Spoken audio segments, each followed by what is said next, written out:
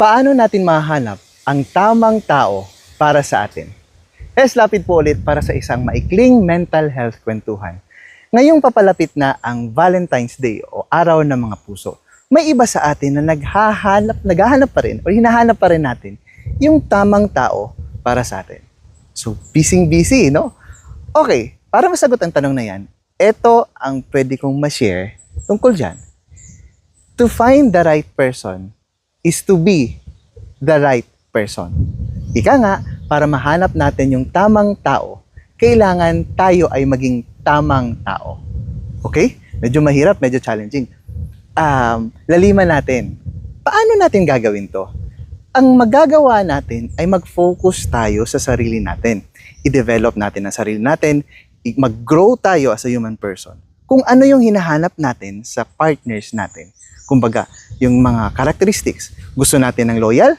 Gusto ba natin ng masarap kausap? Gusto ba natin ng nakikinig? Gusto ba natin ng caring? Dapat sa sarili natin, ma-develop natin yon. Para saan? Kasi ganito yon. May hinahanap tayong qualities doon sa taong gusto nating makasama habang buhay. Gusto nating maging partners. Kadalasan, para sa mga lalaki, hinahanap namin maganda, makinis, mabait, mahinhin, responsable, malambing, mga ganon, ang dami. Sa mga kababaihan naman, kadalasan yung responsable, loyal, no? May paggalang sa mga babae, sa mga magulang, masipag, ganon. Maganda yon na meron tayong hinahanap.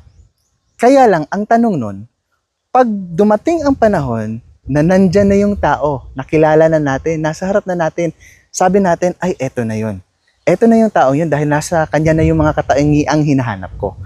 Ang tanong kasi dyan is, nasa atin ba yung mga hinahanap niya rin sa isang partner na gusto niyang makasama habang buhay? Kaya nga, habang naghahanap tayo or habang hinihintay natin yung forever natin, dapat maging busy tayo sa pagpapaunlad ng sarili natin to improve our own selves. At nang sa ganon, pag nahanap natin yung tao na sa palagay natin ay tama para sa atin, tama din tayo para sa kanila.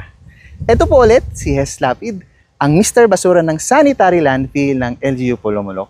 Ayan ang Mount Matutom, may ulap siya ngayon, and meron tayong special episodes para sa Valentine's Day. Dahil ngayon, February 10, 2025. So, meron pa tayong ilang episodes bago mag-araw ng mga puso. Kaya, abangan yan.